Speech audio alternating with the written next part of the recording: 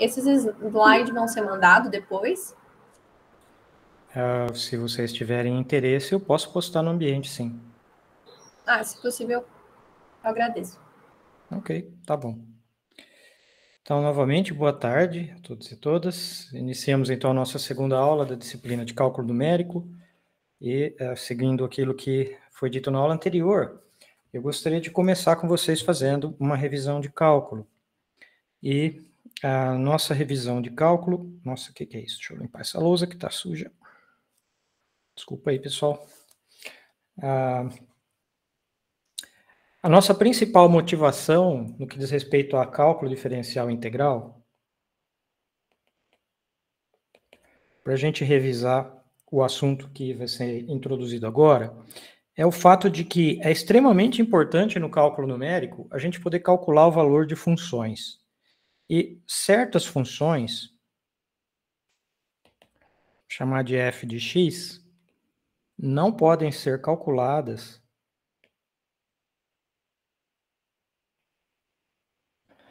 exatamente.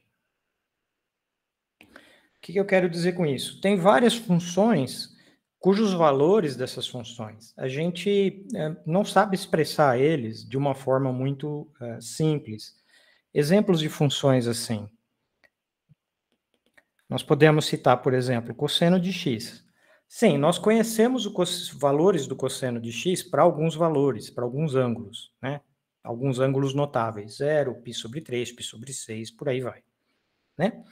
Mas o que a gente gostaria de fazer é calcular o valor de cosseno de x para qualquer valor de x que você me der, certo?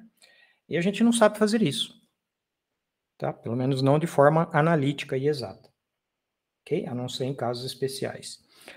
Outra função desse tipo, a função exponencial. A gente também não sabe calcular exponencial elevado a um expoente.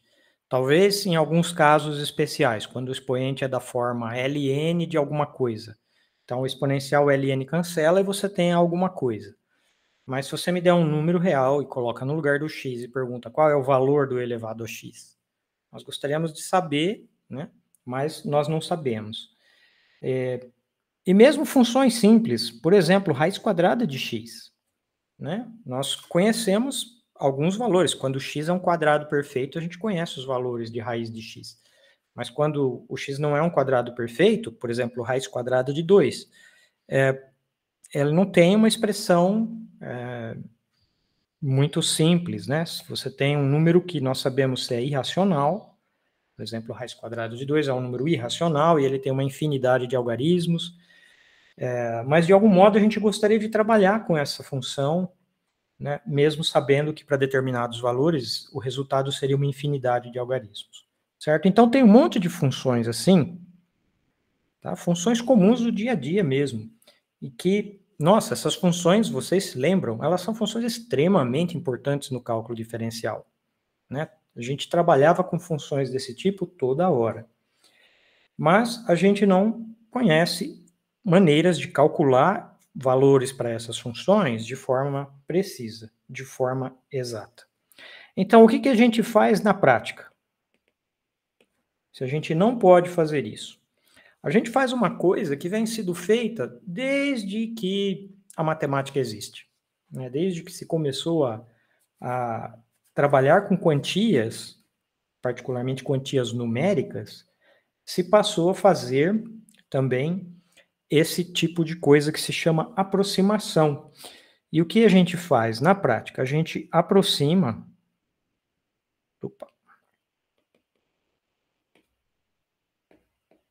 Então, aproxima-se a f de x por algum polinômio que nós vamos indicar por f barra de x, certo? E por que a gente faz isso? Porque isso é ao mesmo tempo útil, certo? Fazendo isso, a gente vai conseguir calcular com essas funções, então é útil na prática, que é o que a gente gostaria de fazer, né? E também é prático, nesse sentido que a gente consegue calcular, certo? Então é útil porque a gente resolve o problema e é prático porque a gente consegue calcular. Então, fazer essas aproximações são muito, muito importantes. Ok?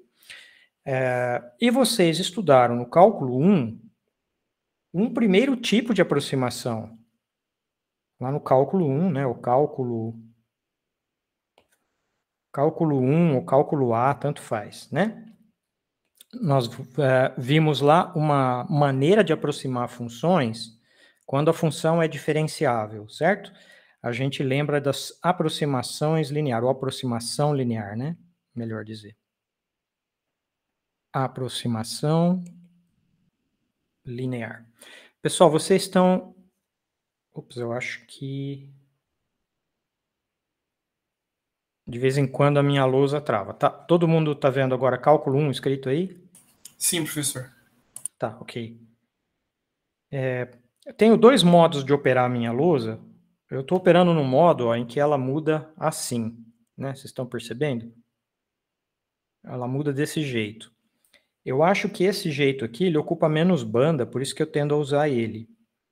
Mas tem um outro modo aqui, no qual a minha lousa fica mais assim, ó. Vocês estão vendo? Sim. Eu vou tentar usar esse modo aqui, porque ele me permite ir e voltar.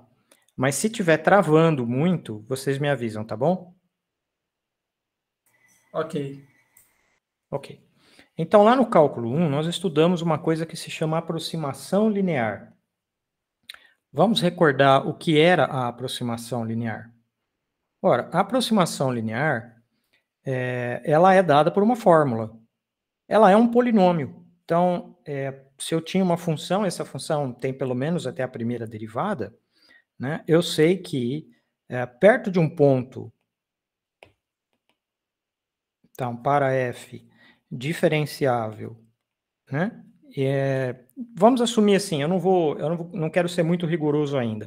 Então, vamos dizer, diferenciável em algum intervalo, né? Então, para alguma função f diferenciável, estou abreviando aqui por diff, é diferenciável, tá? Quer dizer, tem derivada. E x0, algum ponto, né? O que que nós temos? Nós temos um polinômio que nós chamamos de f barra, aqui, e ele é dado por essa fórmula aqui, ó, f de x0 mais f' de x0 vezes x menos x0. Tá? Isso é, de fato, um polinômio porque, percebam que f, se você me der a função f, e eu conheço o valor de f no ponto x0, conheço o valor da derivada, f' no ponto x0, então isso significa que isso é um número conhecido, isso aqui é um número conhecido, isso é um número conhecido, então a única incógnita ou indeterminada nessa expressão é o x, certo? Desenvolvendo essa expressão, vocês vão ver que ela é uma expressão da forma a mais bx, certo? Ou seja, isso é um polinômio do primeiro de grau menor ou igual que 1, digamos assim, porque o b poderia ser 0, certo? E da onde vem isso? Ora, isso não caiu assim do nada, né? Vamos fazer um desenhinho aqui, para a gente lembrar de onde é que vem essa função f barra. Tá? Ela vem de uma coisa bastante intuitiva. Pegou, tipo, cálculo 2. Alguém está perguntando alguma coisa aí ou só o microfone que está aberto?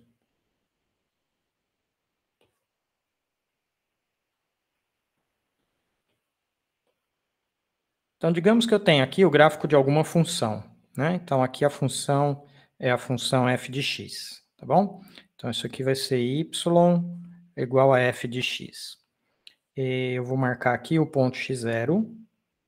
Então, digamos que esse aqui é o ponto x0, tá? Nesse ponto x0, o que eu tenho do lado de cá? Eu tenho o valor da função f em x0.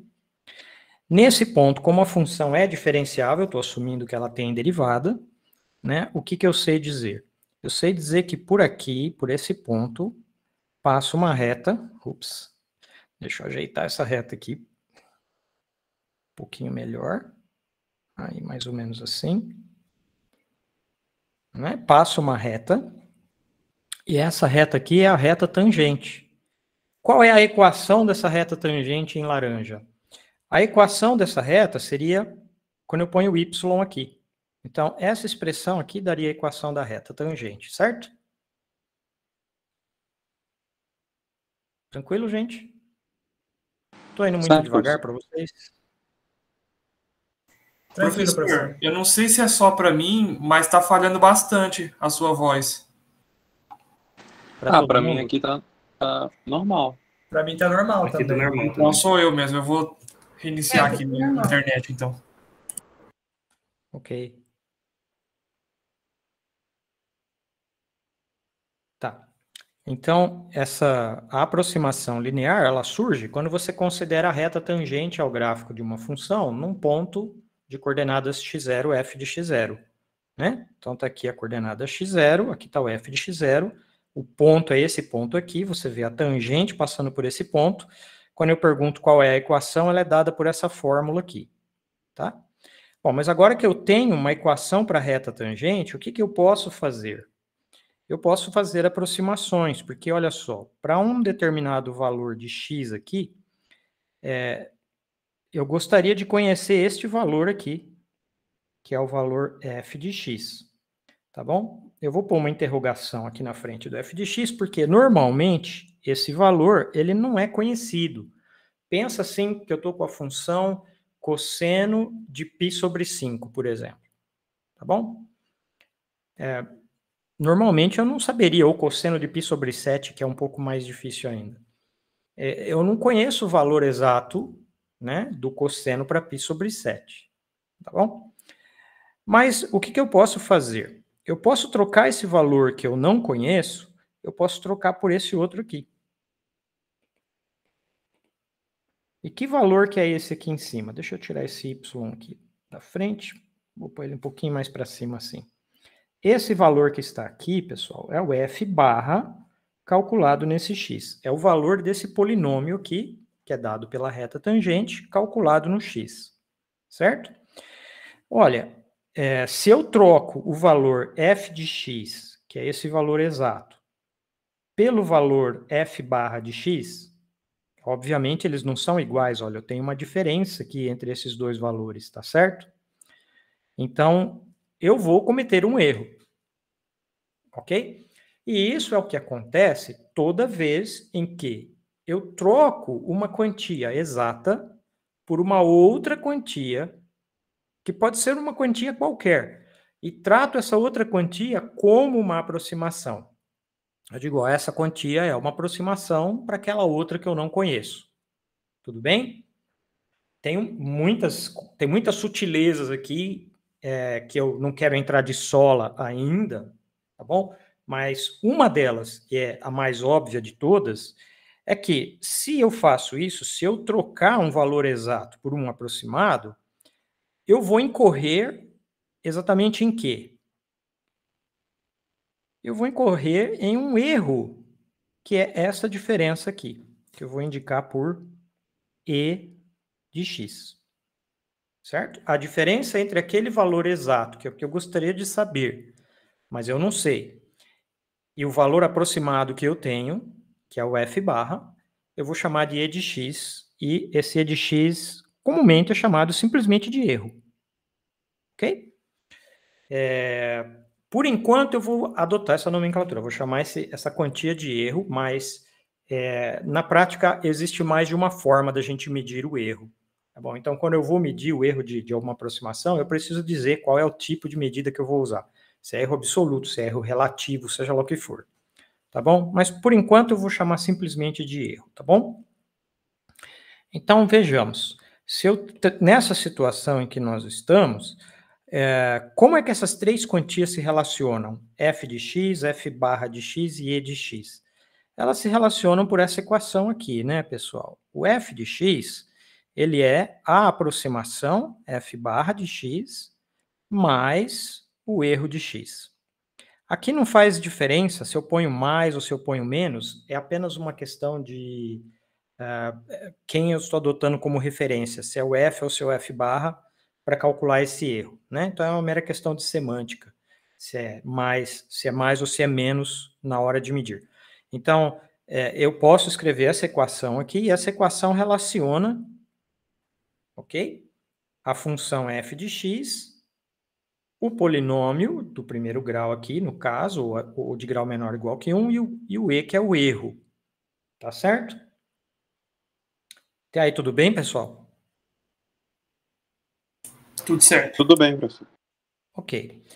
Uma outra coisa importante que a gente observa aqui dessa figura, que é bastante intuitivo, é o que acontece se eu pego esse ponto aqui e começo a deslocar ele aqui para a esquerda.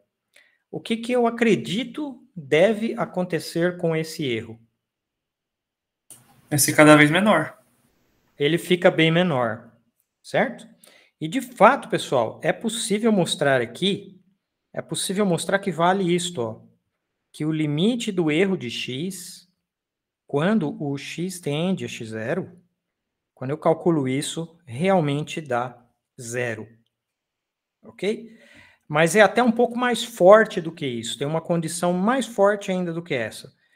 Se eu vier aqui e dividir esse erro por x menos x0, o valor desse limite ainda vai para 0.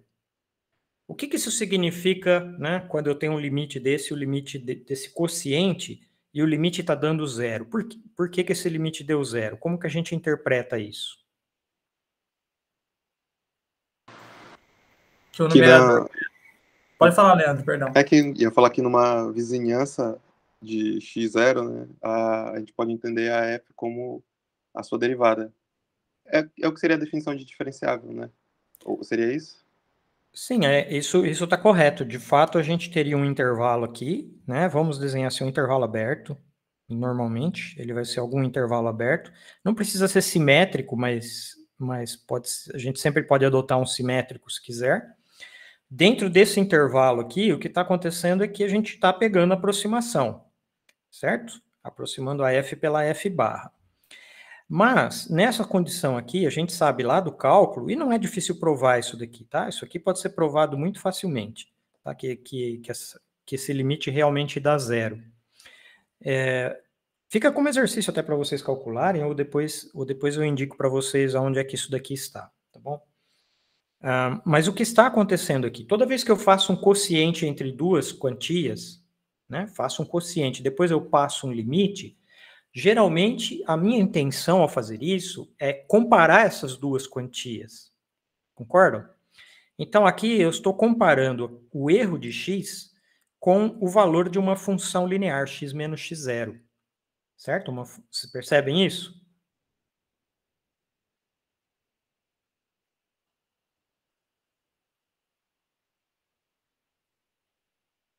Sim, professor.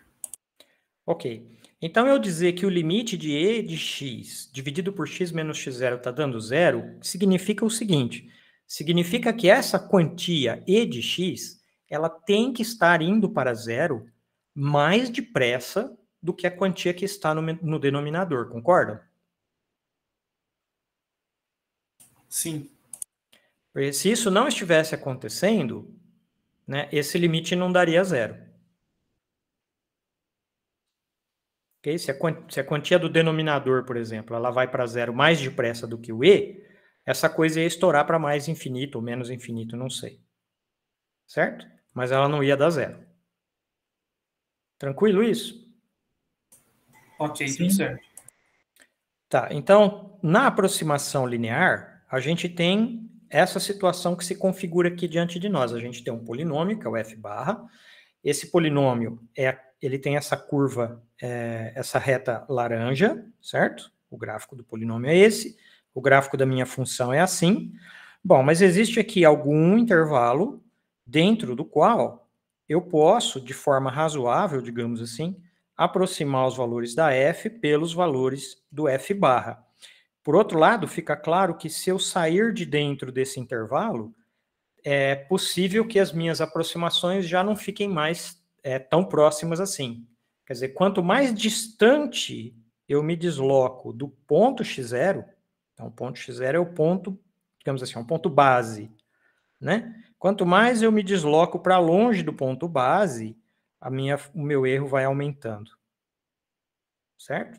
Ou pelo menos essa é a expectativa. É claro que na prática, sei lá, pode ser que a curva faça alguma coisa assim, né? Fique bem perto ainda da reta. Pode ser até que essa reta seja assíntota, né? Então, enfim, tem N situações aí que eu não estou considerando aqui. O importante que a gente precisa memorizar ou frisar neste momento é que eu posso fazer isso perto de um ponto, numa vizinhança do ponto. Então, a vizinhança é dada por esse intervalo aqui. A gente pode chamar esse intervalo de I, tá? Então, dentro desse intervalo I, ou algum intervalo I, né? Digamos assim, porque eu não estou especificando que intervalo é esse. E o que determina esse intervalo na prática é o grau de precisão com que eu posso fazer essas aproximações, é a tolerância que se estabelece para os erros. Né? Geralmente, todos os problemas que a gente vai resolver vão especificar algum tipo de tolerância máxima para o erro. Ok? E é essa tolerância que vai nos dizer o tamanho desse intervalo aí. Beleza? Mas o importante é que ele existe e dentro desse intervalo é razoável eu fazer aproximações. Tranquilo, gente? Agora, tem outra coisa importante que pode se mostrar.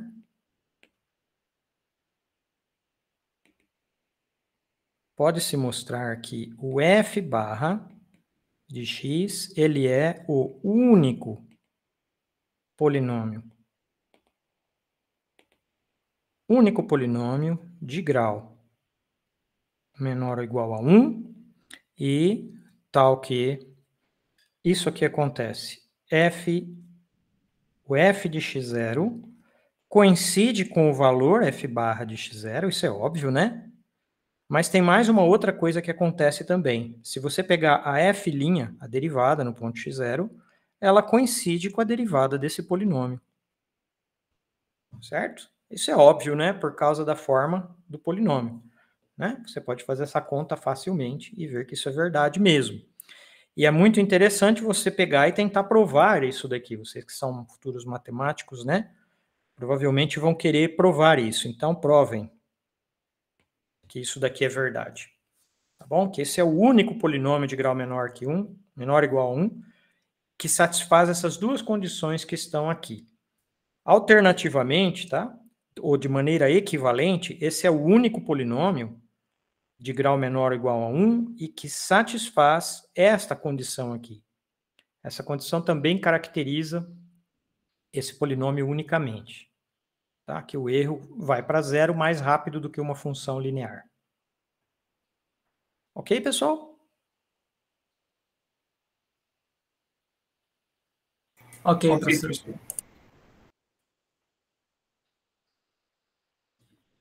Ok, quem tiver com dificuldade de provar isso, né, não precisa se desesperar também.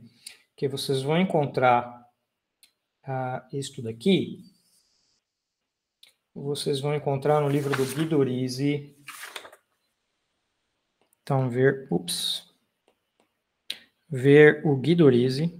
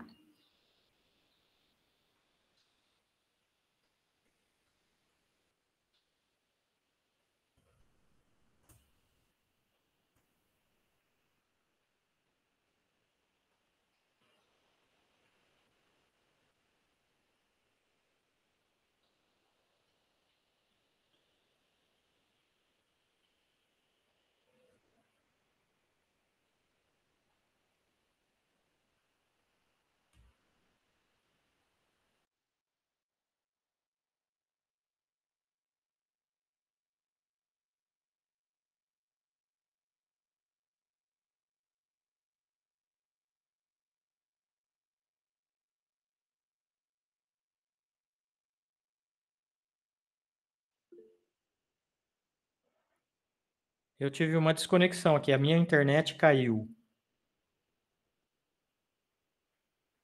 Vocês me ouvem? Agora sim, professor. Sim, professor. Ok. Olha, pessoal, nesses últimos 2 anos é a primeira vez que a minha internet cai no meio de uma aula. Eu acho que não foi aí não, foi a minha mesmo aqui que caiu, viu? Bom, ele continua gravando, a gente não perdeu nada, então vamos continuar, bola para frente. Me digam qual foi a última coisa que vocês ouviram? Ver Guidorize.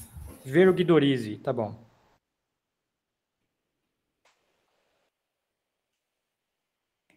Então é o Guidorize, vocês vão encontrar isso aqui na seção 16.1 do livro do Guidorize. Qual volume que é, professor? É o volume 1, né? Cálculo 1. 1? Tá? É aquele que está no plano de ensino, Guidorize, volume 1. Tá? O que eu tenho aqui é esse aqui. Não sei se dá para ver aí. Dá sim, professor. Tá? É a minha quinta edição. Mas eu acredito que essa quinta edição deve ser a última, então os números não devem ter mudado, tá bom? Mas basicamente essa daqui é a seção que fala sobre polinômios de Taylor, tá? No livro do Guidorize. Ok. E é exatamente aí que a gente vai caminhar. Mas antes de eu entrar em polinômio de Taylor de forma geral, né, eu gostaria de fazer alguns exemplos de como que a gente utiliza na prática essa aproximação linear, por exemplo. Então, exemplo, aproximar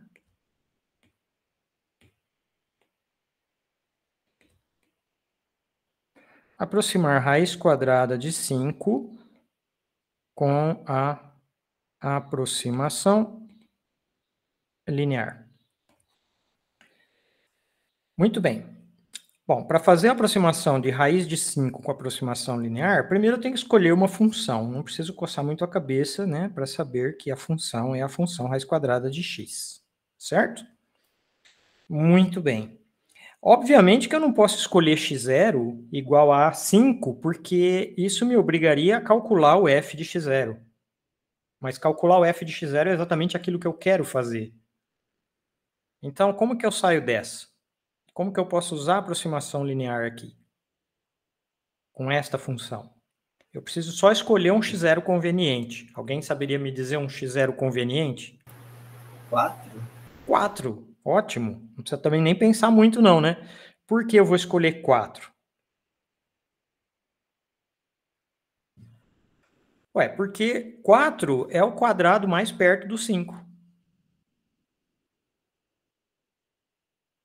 Tá claro isso para todo mundo? Sim. Sim. Tá? Então, esse aqui é o quadrado mais próximo do 5. E por isso que eu escolhi ele. Ok. Então, para eu calcular, eu quero calcular esse polinômio aqui, certo? Quero calcular esse polinômio que está aqui.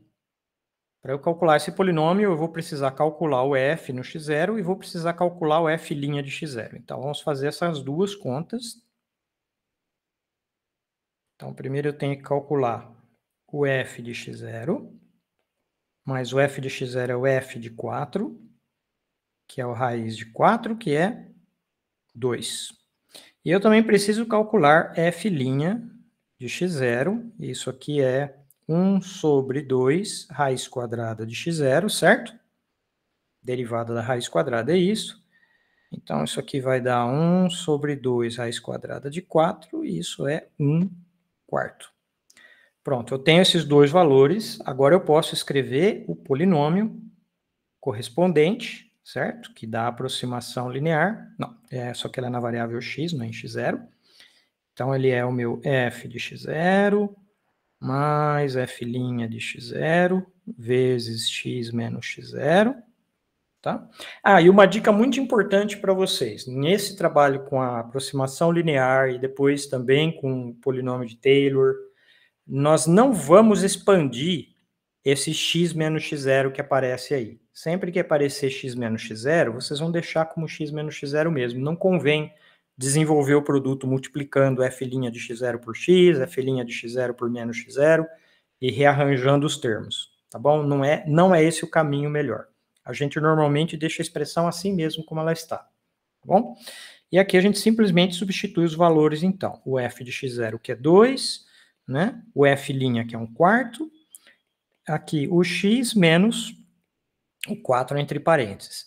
Pronto, agora eu já conheço a aproximação linear para a função raiz quadrada próxima do ponto x0 igual a 4. Assim, o que eu posso fazer? Eu posso calcular a raiz quadrada de 5, porque a raiz quadrada de 5 é apenas o valor da f de 5, certo? Que eu não conheço, mas eu vou trocar esse valor, pelo valor f barra de 5, e notem que agora eu troquei também o símbolo de igualdade por um símbolo de igualdade onde os dois tracinhos são curvos, né? É esse símbolo aqui, ó. Eu troquei o sinal de igual por este símbolo aqui. E o significado dele é aproximadamente, tá? Então, é muito importante que eu não escreva o sinal de igual, porque eu sei que a igualdade aí não é verdadeira. Tá claro isso, gente? Sim. Sim.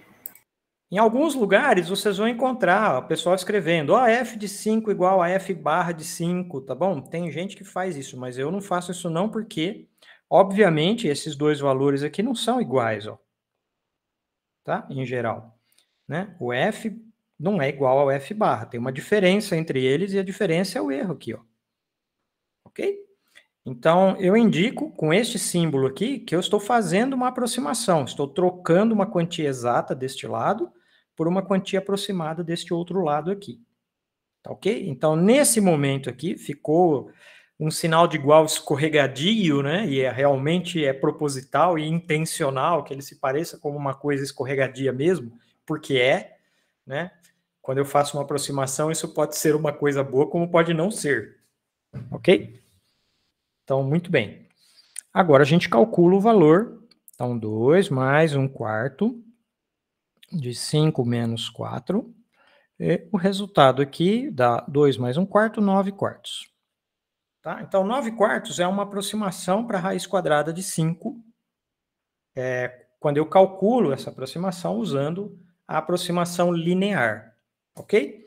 E devido a esse fato aqui que eu mencionei anteriormente, que esse polinômio é o único polinômio de grau menor ou igual que 1, né, que aproxima a minha função perto do ponto x0, eu tenho a certeza de que esta aproximação linear que foi feita aqui é a melhor que eu consigo, utilizando como ponto base o ponto x0 igual a 4.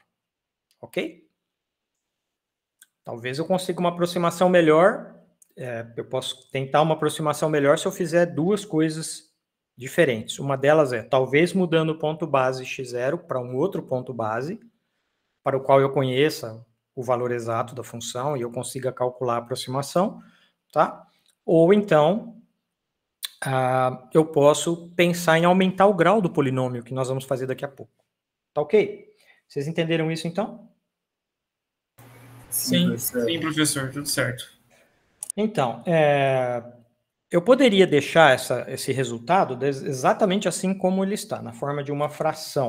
Tá bom? Em algumas situações, até a gente quer isso mesmo, quer obter uma fração que aproxima uma quantia que a gente sabe não é racional, raiz de 5 não é racional, né? Mas ele pode ser aproximado por números racionais, a gente sabe disso. E 9/4 é um número racional, então faz sentido, né, que esse número dê uma aproximação. Mas usando aqui a calculadora HP do vovô, eu vou fazer a conta aqui, 9 por 4, isso aqui seria o mesmo que 2,25 na notação decimal. Tudo bem? Professor? Oi, pode falar? Ali, quando no exercício que o senhor pediu para a gente demonstrar, o senhor disse que f de x0 é igual a f barra de x0? Não seria... Eu fiquei confuso. Seria o aproximado ou alguma coisa que eu Não. entendi? Aqui é o ponto x0. Ó. No ponto x0, essas duas quantias coincidem. Entendi. É só no ponto x0 que os dois coincidem. Tá? Então, é interessante observar que o ponto coincide, o valor da função coincide e o da derivada também. Tá? E é um único polinômio que tem essa propriedade. Então, como é que eu faria para provar isso daqui? É fácil. toda vez que você quer provar em matemática que um objeto é único, você pega um outro objeto arbitrário, né? Então, pensa num polinômio da forma A mais, né? Um polinômio assim. Deixa eu escrever aqui numa outra cor. Você considera um polinômio A mais bx menos x0, né? Chama esse polinômio aqui de p de x. E você assume que ele satisfaz essas duas condições aqui. Aí você tenta provar que ele é único. Ou seja, quando eu igualo, sai o valor do A e sai o valor do B, então esse polinômio é único. Certo? Basicamente é assim que a gente prova isto. Tá? Alternativamente, você põe esse polinômio lá e calcula o erro para esse polinômio e mostra que esse limite aqui é igual a zero. Tá? As duas situações te dão os valores de A e de B e você obtém exatamente f de x0 e f' de x0 como resposta. Então, quer dizer, esse polinômio ele é unicamente determinado. Tá? Então, esse exercício é muito fácil de fazer. Legal. Agora, vejamos o seguinte. Tem uma questão muito, muito importante aqui. Eu sei que eu estou cometendo um erro aqui. E qual é exatamente o erro? Olha, o erro de x aqui, ele seria o valor exato, que é o raiz quadrada de 5, menos o 9 quartos. Certo? Esse é o valor do erro. Aí não é erro de x, mas seria o erro, né, de eu aproximar a função quando o x é igual a 5, certo? Então, daria esse valor aqui, certo? Lembrando que isso aqui é o f de 5 menos o f barra de 5, certo? Mas tem um problema aqui. Do jeito que está escrito aqui, isso não serve de muita coisa para mim, porque eu não sei exatamente, ou estou assumindo aqui, né, um ponto de vista do qual eu não sei exatamente quanto é raiz quadrada de 5. Qual é esse valor que eu quero calcular? Eu estou trocando ele, que é esse valor exato, por um aproximado. Então, escrever dessa forma não ajuda, porque ela pressupõe que eu já conheço raiz de 5 de forma exata. Né? Eu caio naquele problema do ovo e da galinha, né? Eu quero calcular um negócio, mas para eu calcular um negócio eu preciso do valor, mas para eu usar o valor eu preciso calcular ele. Então eu fico em loop aí, né?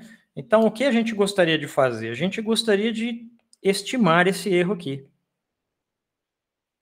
Ok? Isso é o que a gente gostaria de fazer, estimar esse erro. Estimar o erro geralmente é dar algum tipo de quantia, né, para que alguma quantia m tal que você saiba que esse erro de 5 é menor do que essa quantia. Né? Então, se determinar uma quantia m, ok? Tal que o erro, né, é menor do que essa quantia m. Certo? Isso seria estimar o erro. Beleza? Beleza. Não é calcular o erro exatamente, mas é dar um limitante, a gente diria, dar um limitante superior para o erro. Eu sei que o erro não vai ser maior do que aquela quantia m, né? Beleza. Aí como é que a gente faz para estimar o erro aqui na aproximação linear? Bom, aí tem um teorema no livro do Guidorizi, tá bom? Então é esse teorema aqui, ó. Ele diz o seguinte: se f é diferenciável até a segunda ordem, num intervalo i, eu não vou escrever intervalo para não ocupar muito, né, a escrita, tá? Para resumir a escrita, mas i aqui representa o intervalo. Então, eu tenho intervalo e minha função é diferenciável até segunda ordem nesse intervalo. E eu vou supor que esse intervalo contém os pontos x e x0, tá? Nessas condições aqui, existe um valor que eu vou chamar de eta entre o x e x0. O que significa isso aqui? Tá? Sempre que eu dizer assim, ó, tá entre x e x0, ele está num intervalo cujas extremidades são x e x0. Ok? E eu vou deixar um pouco vago assim, se esse intervalo de extremidades x em x0 ele é aberto ou ele é fechado. Nesse caso aqui, ele vai ser um intervalo aberto, tá? Então, intervalo aberto. De extremos x e x0. Mas normalmente eu não vou fazer essa observação. O contexto vai dizer para a gente o que deve ser, tá? O significado da palavra entre. Mas o teorema garante para a gente que existe um eta, e esse eta vai estar entre o x e o x0, num intervalo aberto, quer dizer, ele não vai ser igual a x0 e não vai ser igual a x, ele vai estar no meio, tá? E tal que vale o seguinte, ó. A minha f de x será igual ao f de x0 mais f' de x0 vezes x menos x0. Notem que isso aqui é o valor do f barra, mais essa outra quantia aqui, f duas linhas, calculado no eta, dividido por 2, vezes x menos x0 ao quadrado. Ok? De imediato, a gente identifica duas partes aqui nessa expressão. Essa parte aqui é o f barra, é a aproximação linear. Tá? Então, se essa parte é a aproximação linear, essa outra parte aqui, ela só pode ser o erro de x. Tá? Então, esse teorema está dando para a gente uma expressão, uma forma fechada para o erro de x. Está dizendo que o erro de x é alguma quantia que depende da derivada segunda da função, né, calculado num valor eta aí, perto do ponto x0, localizado mais precisamente entre o x e o x0. Então, esse teorema nos diz isso, muito embora ele não nos diga exatamente quem é esse eta. Ok? É por isso que essa expressão que está aqui, ela não serve para a gente calcular o valor exato de e de x, para um certo valor de x. Mas ela vai servir para a gente fazer uma estimativa do erro, tá bom? Essa vai ser a utilidade dessa fórmula aqui, para a gente conseguir estimar o erro. Tá? Antes de eu prosseguir, deixa eu dizer o seguinte, e é muito importante isso, que essa quantia eta, esse número eta que aparece aí, ele é dependente do x e do x0, certo? Você pode ver que foi dito aqui no enunciado que ele é uma quantia entre o x e o x0. Ele não diz que é constante. Então, a gente deve assumir que para cada x e x0 que você me der, esse eta vai ser um valor diferente. Então, ele guarda uma dependência. Em particular, ele guarda uma dependência do x, porque o x0 é fixo, é constante, né? Então, esse eta tem que ser visto como algum tipo de função de x, tá bom? É só por isso que essa fórmula que está aqui, ela não é completamente polinomial. Ela tem uma parte polinomial, que é a parte dada pelo f barra, e ela tem a outra parte, que é a do erro, que não é polinomial, certo? Embora ela se pareça com polinômio, né? Parece com polinômio, mas ela não é um polinômio por causa deste número que aparece aqui, tá? Que é um número que, por sua vez, também depende de x, e a gente não sabe como é essa dependência a priori. Tudo bem até aqui? Sim, professor. Muito bem. Então, de novo, essa fórmula, do jeito que ela está aqui, ela não serve para nós para calcular exatamente o erro, mas ela serve para a gente fazer estimativa do erro. Daqui a pouco eu vou fazer uma aplicação para isso, tá bom? Mas antes, deixa eu dizer sobre a demonstração desse teorema. Eu não vou fazer a demonstração aqui, tá? É uma demonstração muito tranquila, bem curtinha, tá? E ela é, basicamente, ela vai ser encontrada no Guidorizi. Eu vou abreviar Guidorizi assim, tá? Também está no parágrafo 16.1 do livro do Guidorizi, e ela segue como uma consequência imediata do chamado teorema de Cauchy. Então, lembrando que o nosso objetivo aqui é fazer uma revisão, então não é, de forma alguma, a minha intenção aqui, demonstrar resultados que pertencem lá ao cálculo diferencial e que já devem ter sido feitos no curso de cálculo diferencial, tá bom? Se não foi feito, se vocês não viram a demonstração, mas tem essa curiosidade, então eu estou indicando aqui aonde essa demonstração poderá ser encontrada, tá? O foco aqui para a gente é quais são os resultados e como é que eu uso eles, ok? Então, este resultado aqui é um resultado sobre aproximação linear, e no Guidorizi vocês vão encontrar a demonstração e vão ver que ela é uma consequência imediata do teorema de Cauchy. Então, vamos lembrar primeiro o que é o teorema de Cauchy, porque em muitas situações a gente vai utilizar esse teorema de forma isolada, para fazer alguma coisa em cálculo numérico. Tá? E o teorema de Cauchy basicamente diz o seguinte, ó, pessoal.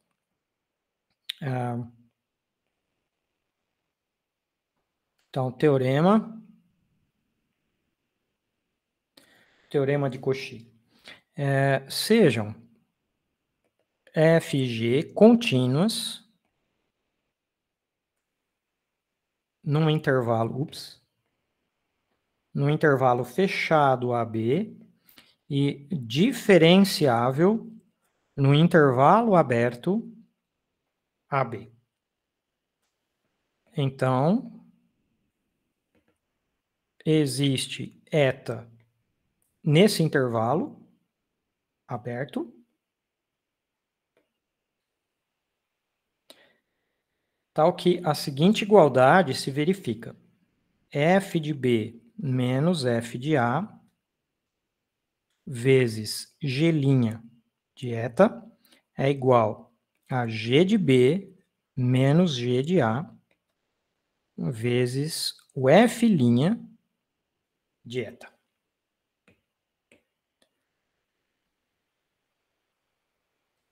Como é que a gente pode entender essa igualdade que está aqui, né? Vamos assumir uma coisa, que se o G de B for diferente de G de A e o G' de eta for diferente de zero, vejamos o que eu posso fazer aqui. Eu posso dividir os dois lados dessa expressão por G de B menos G de A e posso dividir também por G' de eta, certo? Então, eu vou ficar com uma expressão assim, ó. F de B menos F de A dividido por G de B menos G de A é igual a F' de eta sobre G' de eta. Ok? Então, esse é o enunciado do teorema de Cauchy, e a demonstração desse teorema, ela pode ser encontrada também no livro do Guidorizi, tá? Ela está no parágrafo 15.3. Tá? Ela é muito parecida e segue desse teorema, um outro teorema que é mais conhecido talvez de vocês, que é o teorema de Rowley, esse teorema aqui segue do teorema de Rowley, tá? É um resultado que segue do teorema de Rowley. Você forma uma função conveniente, aplica essa função o teorema de Rowley e como consequência sai o teorema de Cauchy, tá bom? Então vamos lembrar o teorema de Rowley também, porque também é um resultado muito útil. Tá? Então, o teorema do rolê, né?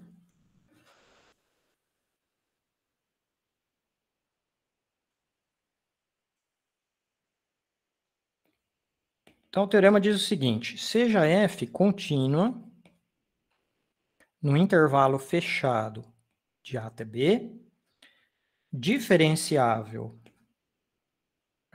no intervalo aberto de A até B, e tal que f de B é igual a f de A.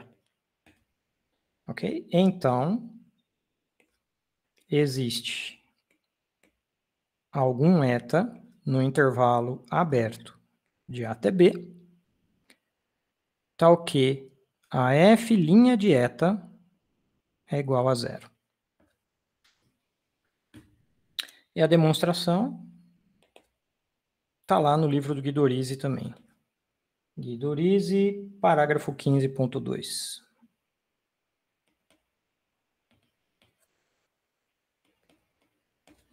Mas é um teorema bem assim, intuitivo, né? Que se eu tenho aqui uma certa função, ó, tá? E digamos que a função faz algo assim, ó. Aqui é o A, aqui é o B, ela é diferenciável e integrável, ela é contínua e derivável nesse intervalo que vai de A até B, tá? E ela tem essa propriedade aqui, ó, o f de A igual ao f de B. Tá? Então, nessas condições, tem que ter algum ponto aqui no meio, entre o A e o B, que nós chamamos de eta, no qual a derivada é igual a zero, ou seja, a reta tangente tem que ser horizontal. Certo? Então, é isso que afirma o teorema de Rowley, uma coisa muito intuitiva, certo?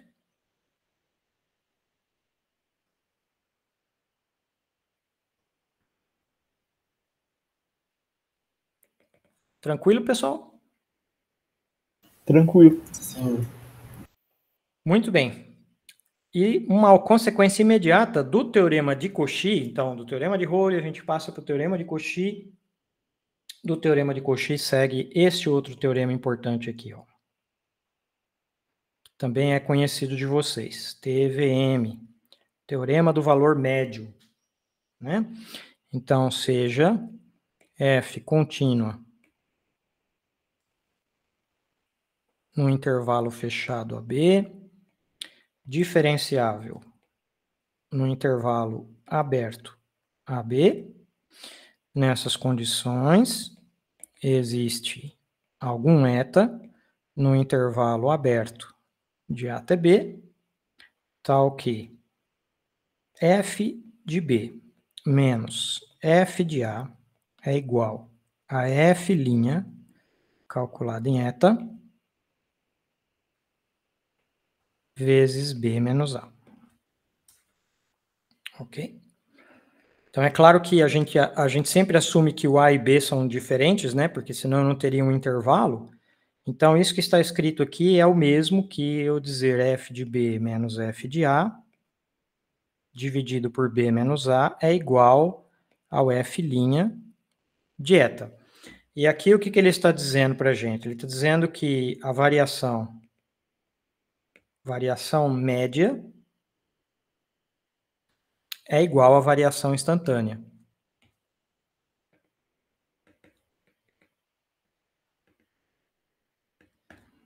Certo? Isso é o significado do teorema do valor médio.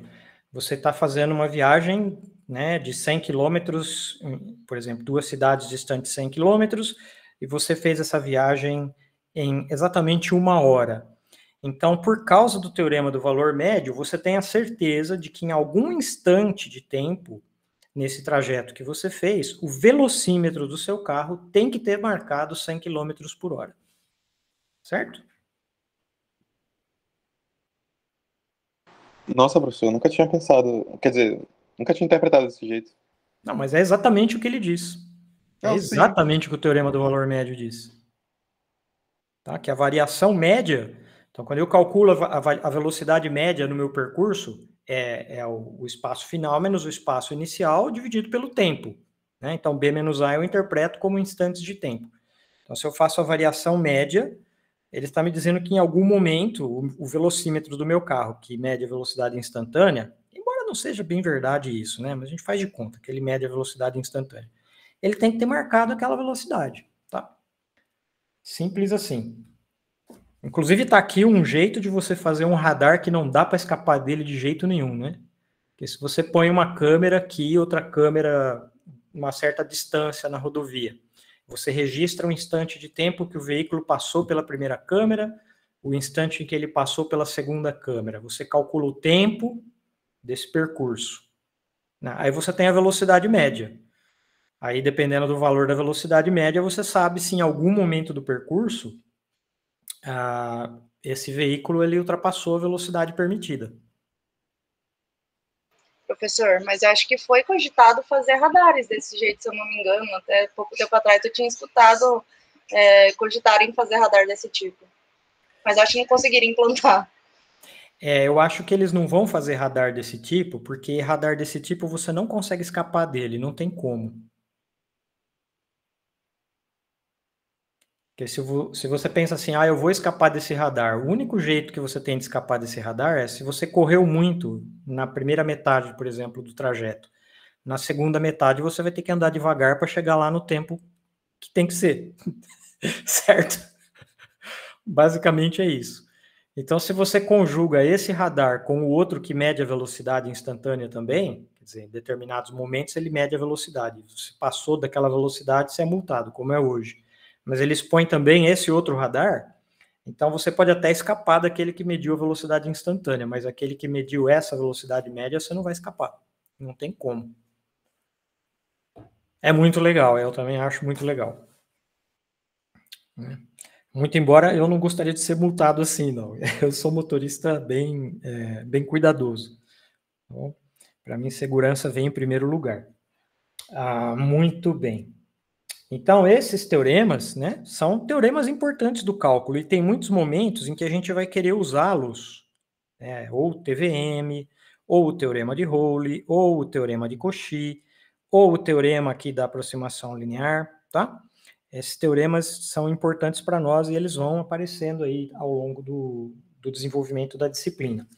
Mas o que eu gostaria de fazer agora é, já que nós temos uma forma de estimar o erro, vamos fazer isso. Então, estimar o erro no exemplo anterior.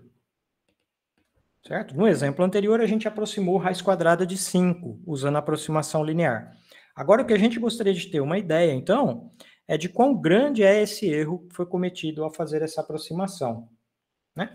Então, que teorema que nós vamos usar para isso? Nós vamos usar este teorema aqui. Tá? O teorema que nos dá o erro. Que é essa expressão aqui, ó. Tá? Então, nós temos que, de alguma forma, calcular essa expressão ou encontrar um limitante superior para ela. Certo? E assim a gente vai ter uma ideia do erro. Então, vamos lá, vamos fazer essa conta. Então, para isso, eu já sei algumas coisas. Eu já sei que o f de x é raiz quadrada de x, eu já sei que o f' de x é 1 sobre 2 raiz quadrada de x, e eu calculo mais uma derivada, f duas linhas de x, isso aqui vai dar, eu calculei já isso anteriormente, está dando menos 1 sobre 4 raiz quadrada de x a terceira, tá? Então essa é a derivada segunda. Muito bem, então o que eu sei? Eu sei que existe algum eta entre 4 e 5. Lembrando aqui que 4 é o meu x0, né? E 5 era o valor do x lá, né? Então, existe um eta entre 4 e 5, tal que o erro de 5, então é aquele erro que eu cometo quando eu troco raiz de 5, né, pelo valor do polinômio. Né? Ele vai ser igual ao f duas linhas calculado nesse eta, que eu não sei qual é, dividido por 2, vezes o 5, que é o x, menos o x0, que é o 4, isso elevado ao quadrado. Tá? É mais conveniente a gente calcular em módulo. Então, eu vou colocar o módulo aqui. Eu colocaria o módulo aqui também, mas não é preciso. Certo? Eu vou colocar o módulo porque já eu vou trocar esse valor que eu não conheço por um outro que é um pouco maior do que ele, fazendo assim a minha estimativa. Certo? Então, por isso que eu botei o módulo aqui. Então, isso aqui seria igual a... Vejamos. Essa parte aqui é igual a 1, né? Então, não tem nada que fazer, dá 1 mesmo. Então, todo o conteúdo dessa fórmula está aqui.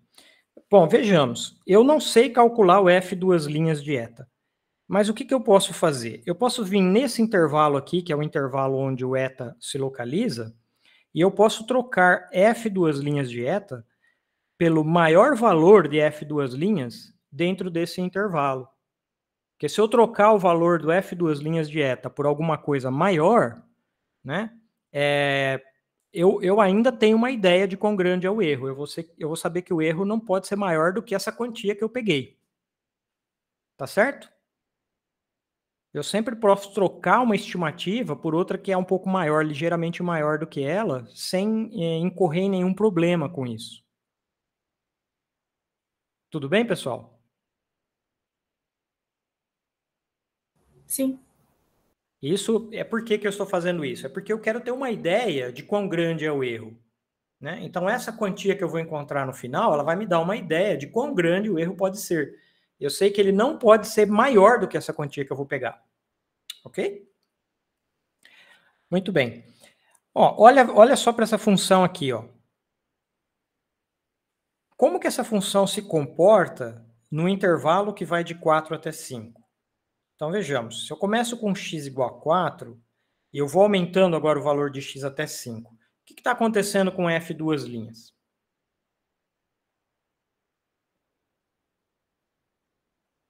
Ela está crescendo. Isso. A gente poderia pensar assim, olha, o x a terceira está crescendo, né? Nesse intervalo. X a terceira está crescendo. Então, raiz quadrada de x a terceira também está crescendo. 4 vezes raiz quadrada de x a terceira ainda está crescendo. Agora eu faço a recíproca disso. Então, agora ela passa a decrescer. Então, 1 sobre 4 raiz de x a terceira vai estar decrescendo. Mas como eu ponho um sinal de menos, eu inverto essa coisa de cabeça para baixo. Então, o que estava decrescendo passa a crescer. Então, essa função cresce no intervalo que vai de 4 até 5. Então, eu sei que essa coisa aqui tem que ser menor ou igual que o valor de f duas linhas no ponto 5 em módulo, dividido por 2. Né? Lembrando que aqui é igual a 1, por isso que eu removi, certo? Então, eu estou trocando uma quantia que eu não conheço no eta por uma outra que eu conheço. E com isso o valor aumenta um pouquinho, certo?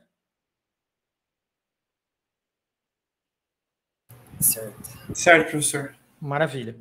Agora a gente substitui os valores, então. Então, isso daqui está dando 1 dividido por 2 vezes 4 vezes raiz quadrada, né, de 5 à terceira.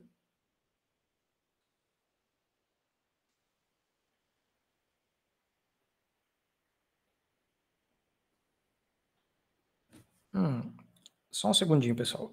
Será que eu fiz isso direito?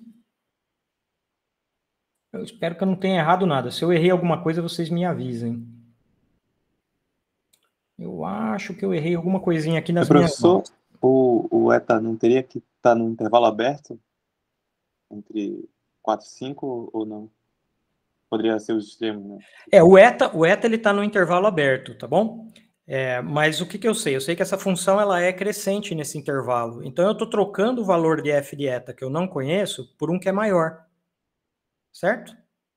Certo. Entendi. É isso que está acontecendo aqui. Esse outro que é maior eu sei calcular. Tá bom? Muito embora o 5 não esteja dentro do intervalo. Ele tem uma extremidade. Não tem importância. Tá? Eu apenas tenho um valor que eu consigo calcular.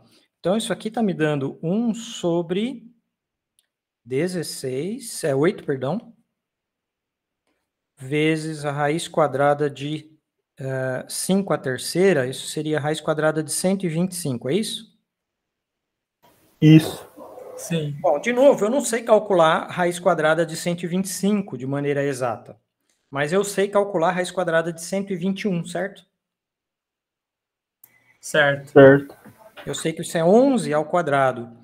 Então, eu posso dizer que essa coisa aqui é menor ou igual que 1 sobre 8 vezes raiz quadrada de 121, e isto é igual a 1 sobre 8 vezes 11, que é 1 sobre 8.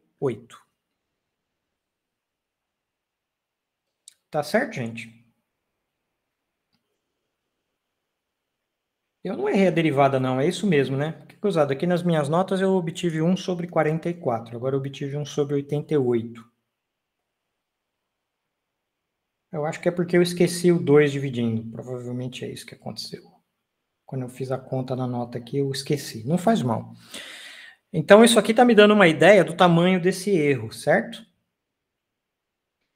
Então, você pode ver que 1 sobre 88, se você usar uma calculadora para isso, eu não queria fazer isso agora. De propósito, eu estou trabalhando com números racionais aqui, para que a gente perceba que tem alguma coisa relevante acontecendo. Tá? Mas, só para ter uma ideia de grandeza, isso aqui deve ser 1,25 menor, né? Um número menor do que 1,25 vezes 10 a menos 2. Acho que é isso mesmo. Deixa eu ver aqui. Vou usar minha calculadora. Calculadora HP 48 do vovô. 1,25. Não, o que eu quero fazer? 1 sobre 88. Isso. 1,13 alguma coisa é menor do que 1,25 vezes 10 a menos 2. Isso. Tá certo. Só para ter uma ideia de quão grande que é esse erro. Tá? E o meu erro, notem, como eu troquei uma coisa que era exata, né? Essa quantia aqui é o valor exato do erro. Eu troquei aqui várias vezes. Aqui eu troquei por uma coisa maior, aqui eu troquei por a coisa maior de novo, e aqui eu troquei por coisa maior outra vez.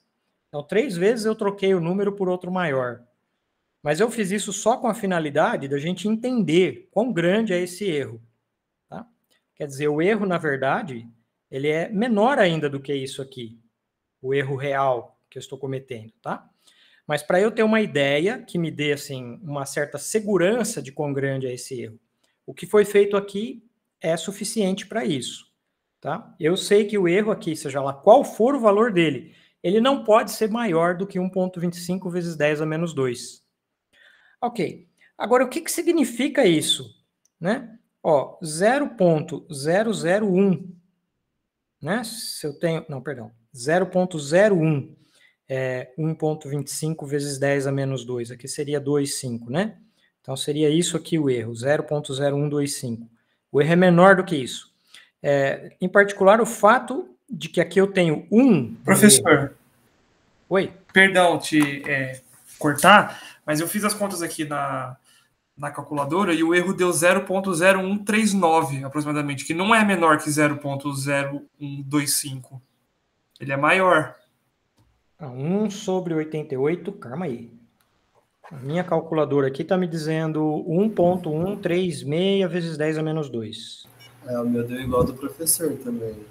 Mas o erro pela fórmula lá, ele, aliás, não pela fórmula, né? O erro real mesmo, que é o 2,25 menos raiz de 5.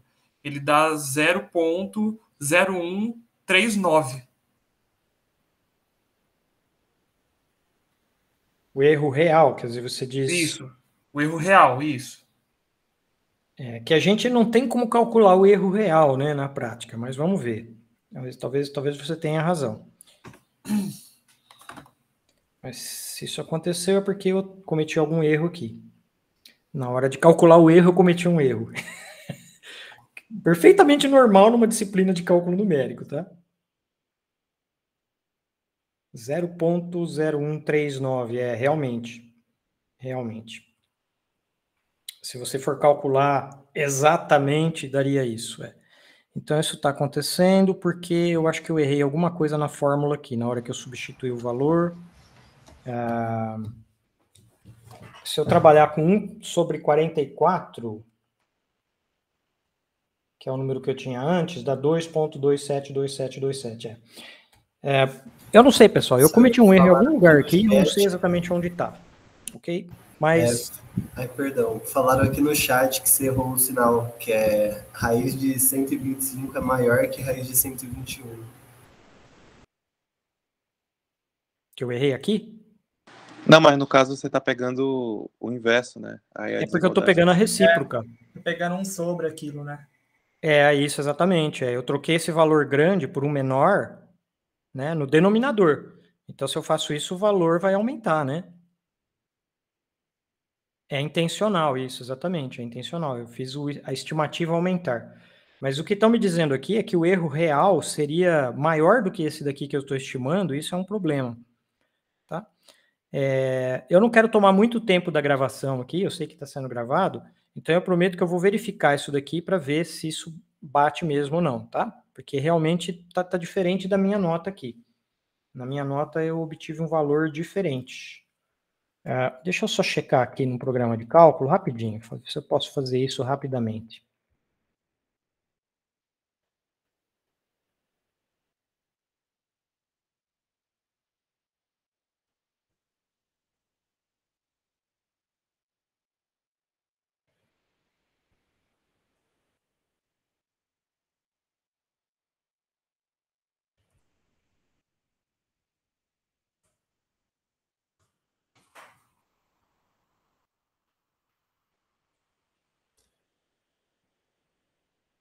Professor, eu posso dizer que o fato do erro real ter dado maior significa que a aproximação que a gente pegou é, em certo sentido, boa, né? Menos 1 oitavo. Só um momentinho que eu tô checando, eu tô verificando Ah, sim, o perdão. aqui, tá? Realmente ela dá 1 oitavo. 1 oitavo, beleza. Mas se eu calcular isso no 5, só um momentinho, obtenho isto e o valor numérico é 0,01.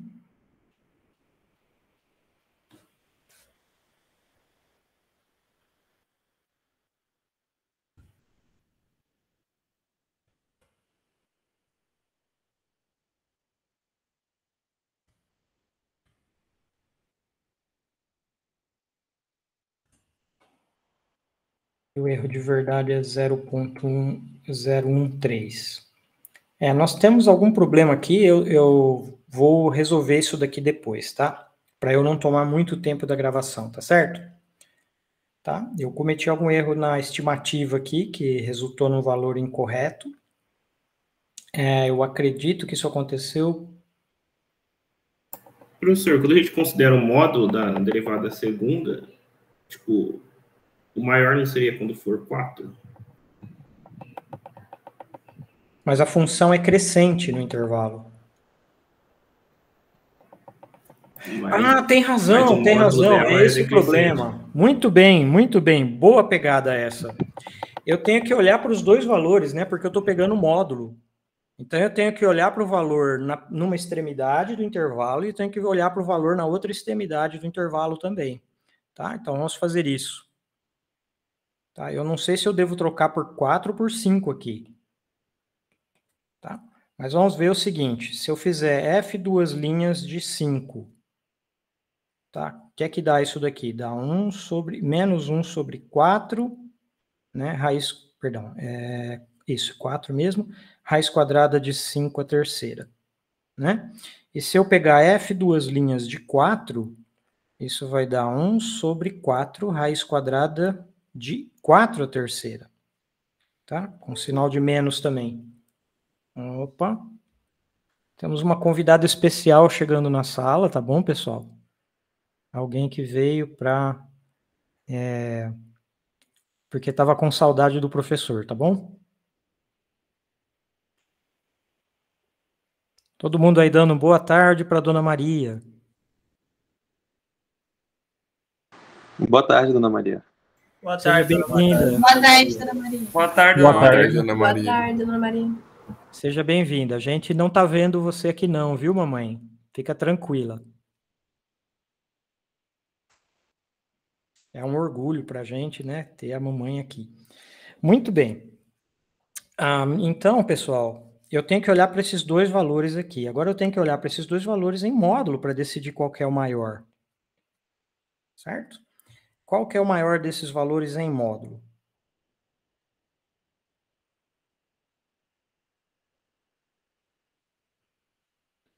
É esse daqui, certo? Certo.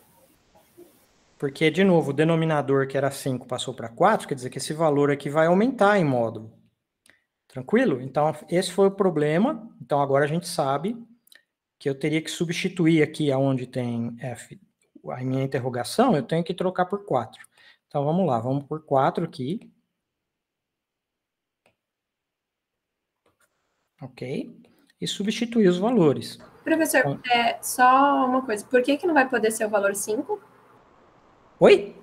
Tem como você falar por que não vai poder ser o valor 5 ali no lugar onde era o ponto de interrogação, novamente? Então, porque eu quero trocar o valor pelo maior valor, certo? Ah, tá. Entendi. Então, quando eu comparo em módulo o valor do f de eta com o valor no extremo 4 com o extremo 5, eu vejo que no 4 é maior. Então, eu uso esse valor. Tá bom, obrigada. Imagina. Então, aqui eu ponho f de duas linhas de 4. Beleza. Então, quando eu fizer isso, agora isso vai dar 1 meio, né? Vezes 4, vezes o raiz quadrada de 4 à terceira. Né? E isso agora eu posso simplificar, né? Então, isso é 1 sobre 2 vezes 4. 4 à terceira eu posso escrever como uia. Vocês escutaram aí, pessoal? Deu para escutar um pouquinho, professor. Foi um trovão? É um trovão aqui. Isso aqui, então, nos daria 2 à terceira, né? Porque é o mesmo que raiz quadrada de 4 elevado à terceira. Então, é 2 elevado à terceira. Beleza. Então, isso aqui é 1 sobre 2. Quantos 2 eu tenho aqui? 2. No 4 eu tenho 2 vezes o 2, com 3, então 2 à sexta. 1 sobre 2 elevado à sexta. Né? E 2 elevado à sexta é 64. Então, isso aqui é 1 sobre 64. E 1 sobre 64 é menor do que 0, já vamos colocar em notação científica. Então, é menor do que 1.6, vai. Vamos arredondar para 1.6 vezes 10 a menos 2. Agora resolveu o problema, certo? Certo. Isso. Agora sim. Muito bem. Então, agora eu sei que o erro ele não é maior do que este valor aqui, certo? O erro real não é maior do que esse. Vamos fazer de conta que a gente não conhecia o erro real que foi apontado aí, certo? Mesmo porque esse erro que foi apontado, eu também não posso chamar ele de erro real. Eu não posso dizer legitimamente que ele foi o valor correto do erro que foi cometido na aproximação. Vocês concordam comigo? Que alguma coisa foi assumida aí para poder dizer que o erro era esse. Porque em particular, eu assumi assumi o valor da raiz de 5 da calculadora. Exatamente. E, em particular, eu assumi que aquele valor que foi dado, seja lá como ele foi calculado aí, não sei se foi calculado no computador, na calculadora, seja lá onde for, eu assumi que aquele valor é o valor exato, e não é. Certo? Então, a gente tem que tomar bastante cuidado com isso. Bom, beleza. Tá bom? A gente tem que ser bastante cuidadoso com essa coisa. Vejam que é fácil errar, né? Tá? Mesmo quando a gente está estimando o erro, a gente pode errar. Então, tem que ser extra cuidadoso e verificar sempre as nossas contas, certo? Mas a gente consegue chegar a um valor que é razoável. Muito bem. Vamos prosseguir, então. Então, eu consegui estimar o erro. Eu sei que esse erro não é maior do que isso aqui, mas eu gostaria de interpretar esse erro ainda de uma forma interessante. O que ele está dizendo para a gente? O que eu posso imaginar quando eu sei que o erro da aproximação ele é menor do que 1.6 vezes 10 a menos 2? Ele está dizendo para a gente alguma coisa sobre a aproximação, né? 9/4, que é a minha aproximação, que é 2.25, é isso? O que esse erro aqui está dizendo sobre essa aproximação? Então, raiz quadrada de 5, aproximadamente 9/4, igual a 2.25. Olha, pessoal, ele está dizendo para a gente, como eu tenho menos 2 aqui no expoente, né? E o número começa com alguma coisa que não é zero, ele está me dizendo que nesta casa aqui começa a haver erro. Concorda comigo? Sim. Tá? Sim, então, o que vem antes está correto. Beleza? Certo. Beleza. E notem que eu obtive essa informação fazendo uma estimativa. Eu nem sei exatamente o valor do erro corretamente. Ele pode ser menor ainda do que isso. Mas só com essa estimativa grosseira do erro, eu sei que aquela aproximação que eu fiz, ela está boa até a primeira casa decimal. Okay? Então, dependendo da aplicação, o que vai acontecer? É possível que essa aproximação que foi feita seja adequada para aquela aproximação, para aquela aplicação, né? Tudo depende do grau de tolerância que aquele problema admite para o erro. Né? Se eu tenho um problema cujo grau de tolerância é maior do que 1.6 vezes 10 a menos 2, então essa resposta aqui estaria muito boa. Tranquilo? Certo, professor. Ok, maravilha. Antes de eu ir para o Google Colab e começar a fazer cálculo no computador, eu gostaria só de enunciar o teorema geral, né, pros polinômios de Taylor. Que obviamente que a gente pode generalizar aquilo que foi feito até agora da aproximação linear e pensar numa aproximação quadrática, numa aproximação do terceiro grau, numa aproximação, sei lá, de qualquer grau que a gente queira, desde que a gente tenha suficientes derivadas à disposição, certo? Então, o teorema seria o seguinte. Então, seja f diferenciável até a ordem n mais 1 no intervalo i, e os pontos x e x0 pertencem a esse intervalo i. Então, existe eta entre x e x0, tal que vale a seguinte fórmula: f de x igual... Ela começa exatamente como uma aproximação linear, então é f de x0, mais o f' de x0, vezes x menos x0, só que ela vai ter mais termos. O próximo termo que virá é f duas linhas de x0, nota aí, não é f duas linhas de eta, tá? É em x0 mesmo, dividido por 2, vezes x menos x0, e assim sucessivamente, tá? Eu vou calculando o formato geral dos termos, como é que eles vão ser. Eu vou dar o último termo, aí vai ficar claro como é que é o formato, né? O último termo seria a fn, calculada em x0, isso dividido por n fatorial, vezes x menos x0, elevado a n, tá? Isso que está escrito aqui, pessoal, seria o nosso polinômio f barra de x, tá? Agora eu tenho que acrescentar o erro, e o erro vai ser dado pela derivada de ordem n mais 1, calculado no eta, dividido pelo n mais 1 fatorial, vezes x menos x0, elevado a n mais 1. Tá? Isso aqui seria o valor, então, do erro. Isso Professor, é o erro de x. Nesse caso, o x menos x0 que está multiplicando a segunda derivada, ele é ao quadrado. É ao quadrado também, né? Ah, tá bom. Isso, eu esqueci de pôr o quadrado, tá? E notem que, em geral, a gente não vai querer expandir essas potências aí, tá? Quando você for trabalhar com elas, trabalhe do jeito que está aí, x menos x0 ao quadrado é x menos x0 ao quadrado mesmo, não expande para x ao quadrado, menos 2x0, etc, etc. Não é vantajoso fazê-lo quando a gente quer calcular, tá bom?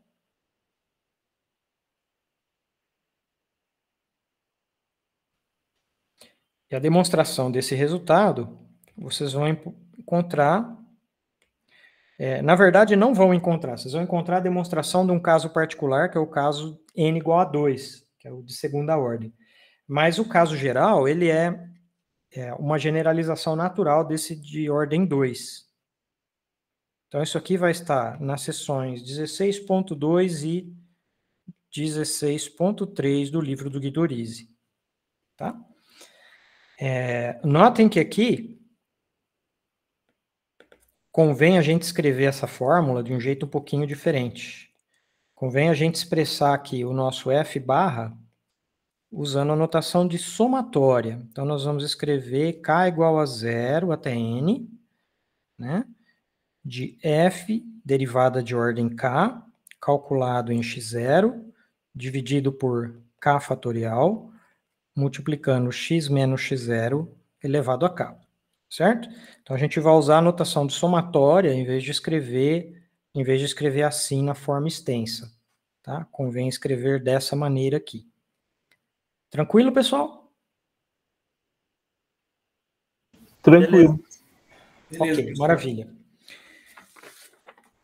Então, vamos ver alguns exemplos importantes.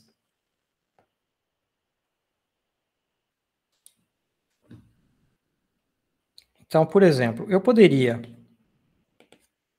fazer aqui a aproximação de raiz quadrada de 5, utilizando x0 igual a 0 e n igual a 2. Quer dizer, uma aproximação quadrática.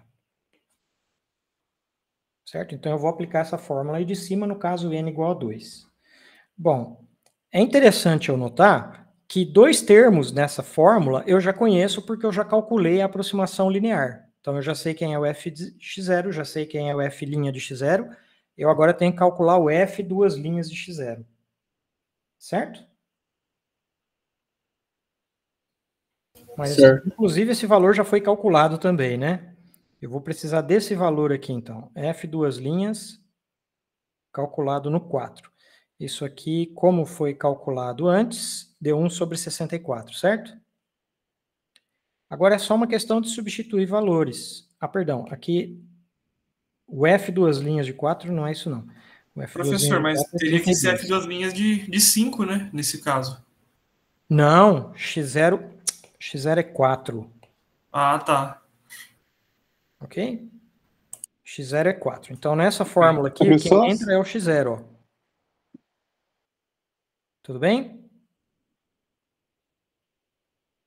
Se eu não me engano, é menos, professor. 1 sobre 32. Acho que É deu menos. Tem razão. Ok? Vamos substituir os valores. Então, eu sei que o raiz quadrada de 5, ele vai ser igual ao f de x0, que é o f de 5, né? Perdão, f de 4. Mais o f' de 4, vezes o 5 menos 4, mais o f duas linhas de 4 sobre 2, vezes o 5 menos 4 ao quadrado. Substituindo os valores, ó, eu já tenho de antes que esse termo é 2, o próximo é 1/4, certo?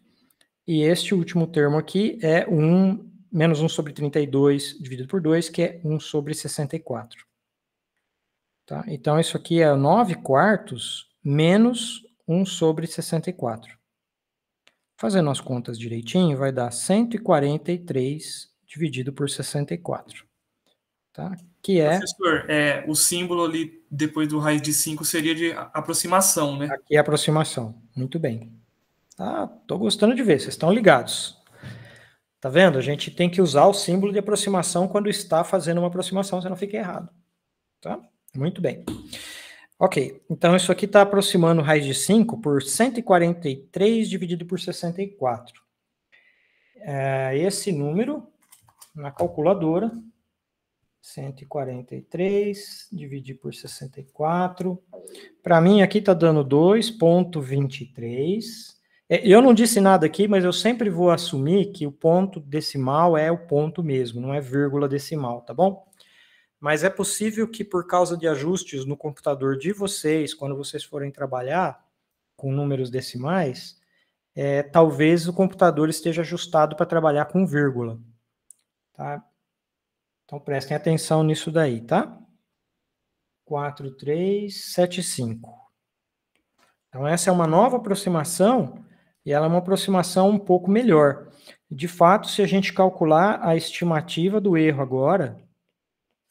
Tá, eu vou encurtar aqui um pouquinho, só para não ficar muito detido nisso. Eu encontrei aqui que o erro é menor do que 1 sobre 512, se eu não errei nada dessa vez. Tá? Isso aqui dá 2 vezes 10 a menos 3. Ok? Então, ele está dizendo o seguinte, que agora o erro está onde? O erro está na terceira casa, que é aqui. Quando eu passei, então, para a aproximação quadrática, eu ganhei um dígito a mais na resposta, 2,23. Tudo bem? Sim. Ok, beleza. Exemplos importantes.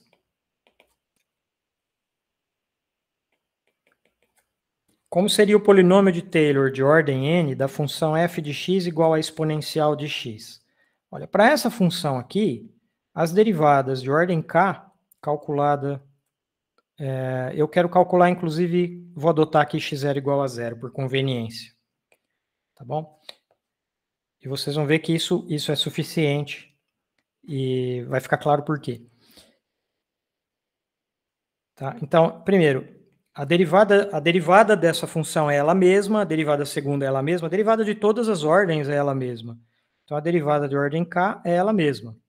Então, quando eu calculo a derivada de ordem k no zero, isso vai dar elevado a zero, que é 1.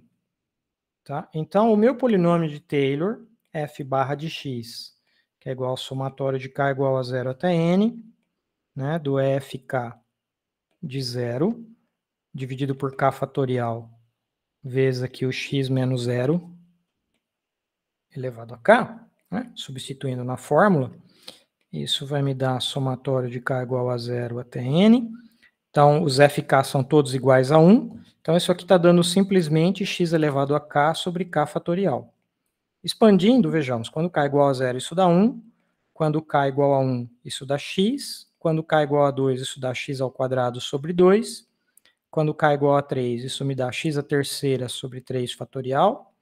E assim sucessivamente até o termo de ordem n. Então, vai dar x elevado a n sobre n fatorial. Tá? Beleza, pessoal? Beleza, professor, tudo certo. E como é que fica o erro de x aqui, né? Neste caso. Então, se eu expandir até a ordem n, eu sei que o erro vai ser dado pela próxima derivada, certo? Então, esse erro aqui seria a derivada de ordem n mais 1, calculada num ponto eta, que eu não sei qual é, vezes x menos o zero aqui no caso, né? Elevado a n mais 1. Tudo isso aqui dividido por n mais 1 fatorial. Tá? Mas como a derivada é a própria função, então isso aqui está me dando e elevado a eta vezes x elevado a n mais 1 dividido por n mais 1 fatorial. Ok? Muito bem. Agora eu quero que vocês imaginem o seguinte. Imagine que o que o x está fixo. O que acontece se eu fizer este cálculo aqui? Ó, limite de e de x quando o n tende a mais infinito. Então, eu estou mantendo o x fixo. X é um certo valor de x.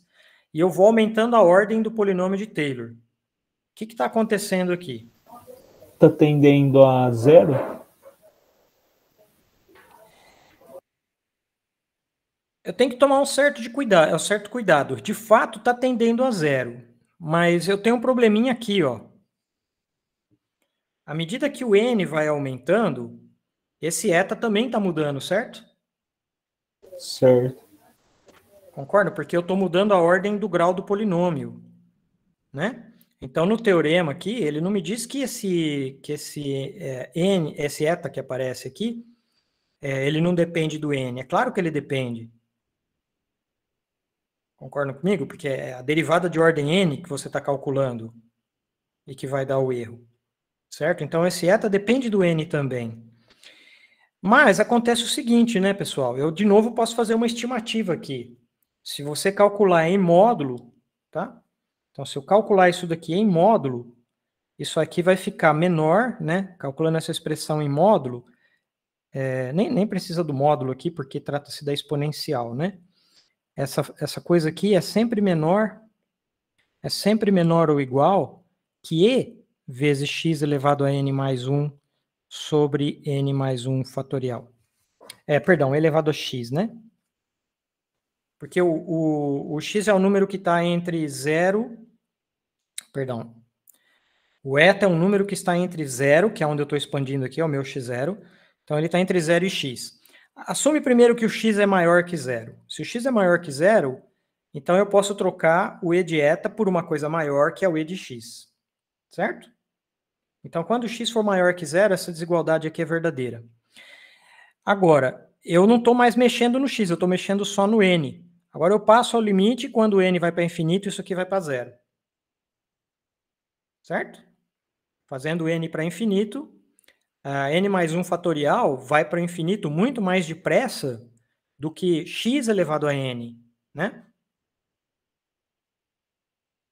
Tranquilo, pessoal? Isso aí foi visto no curso de cálculo 1, eu espero, né? Que o fatorial cresce mais depressa do que a exponencial. Então, o x é fixo, então é uma exponencial, mas o fatorial ganha, tá? E isso aqui é uma constante multiplicando, então ela não afeta nada, certo? Então, isso aqui está indo para 0. Quando o x é positivo, é isso. Quando o x for negativo, aí o e elevado a eta, ele pode ser aproximado por e elevado a 0. né? Porque e elevado a zero vai ser maior do que o e elevado a eta, que é maior que o e elevado a x. Então, isso aqui ficaria menor do que x elevado a n mais 1 sobre n mais 1 fatorial. E, mais uma vez, isso daqui vai para zero também, quando n vai para mais infinito. Então, dos dois jeitos, essa coisa vai para zero quando x vai para mais infinito, quando n vai para mais infinito. Então, pelo teorema do confronto, eu concluo que este limite aqui dá zero. Certo? Certo, professor. Aliás, eu teria que botar módulo assim para eu calcular com confronto, né? Porque eu tenho que ter o zero por baixo e eu tenho que ter uma quantia que é maior do que ela, maior ou igual que ela por cima. E aí eu considerei os dois casos. Quando o x é positivo, tem uma coisa, quando o x é negativo, tem outra coisa. E a única diferença entre o caso x positivo e x negativo é o valor desse termo constante que vai aparecer aqui. Certo? Substituindo o e elevado a eta. Beleza, pessoal?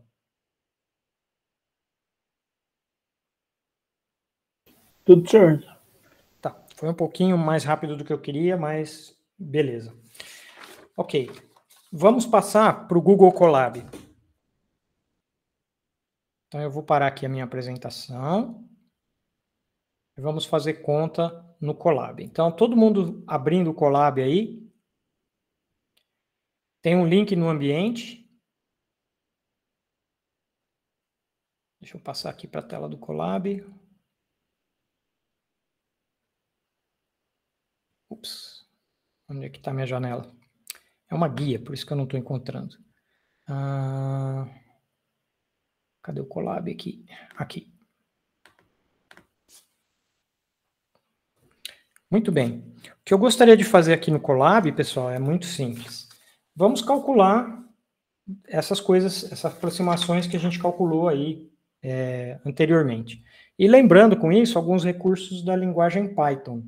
Eu posso usar o Python como uma simples calculadora, quer dizer, se eu botar aqui 1 mais 2 e pedir para calcular, ele me dá a resposta. Certo? Vocês estão conseguindo abrir? Estou abrindo aqui, professor. Eu abri, mas eu não sei usar, não. Não, mas é só ir seguindo. Vamos seguindo o que eu estou fazendo aqui, tá? Eu poderia usar essa planilha que abre aqui como se fosse uma planilha de cálculo mesmo, tá? Só que em cada célula dessa daqui, eu posso escrever uma expressão, por exemplo, eu posso digitar aqui 1 mais 2 e apertar o Enter. Quando eu apertar o Enter, ou clicar nesse botãozinho aqui, triangulinho, né? Ele vai rodar essa célula. Então, se eu fizer isso, eu aperto, Enter. O que eu tenho que apertar aqui mesmo? Shift Enter? É Shift Enter, tá? Desculpa. Aperta Shift e a tecla Enter, ele calcula o valor daquilo que está escrito dentro da célula, tá? Agora aqui você pode escrever qualquer comando válido em Python, por exemplo, print olá. Tem acento? Tem sim. Print olá. Manda rodar. Aí você tem o resultado, né, na saída, aquilo que você mandou imprimir. Tá? Em outras palavras, essa planilha onde nós estamos aqui, cada uma dessas células, ela entende comandos na linguagem Python. Tudo bem, pessoal? Tudo bem. Ok, maravilha. Então, por exemplo, eu poderia calcular o valor do polinômio de Taylor, que aproxima a raiz quadrada de 5. Como é que ele foi calculado? Ele foi calculado assim, ó, 2 mais 1 dividido por 4 vezes 5 menos 4. 2,25. O polinômio de segunda ordem foi 1 mais 1 quarto vezes 5 menos 4, menos 1 sobre... aqui é 1 sobre 64, é isso? Vezes isso. 5 menos 4. E como é que a gente enfia o quadrado aqui? A gente diz assim, ó, asterisco, asterisco, 2. Isso é elevar ao quadrado. Acho que vocês aprenderam isso também, né? Sim, professor. Tá? E a gente obtém o valor desejado aqui. Mas veja só, como essa brincadeira aqui se trata de calcular o valor de um polinômio, vamos fazer o seguinte, vamos escrever uma funçãozinha em Python, vamos definir uma função em Python que faz o cálculo de um polinômio para a gente. Antes disso, como que seria uma maneira conveniente de eu representar um polinômio usando a linguagem Python? Alguém saberia dizer?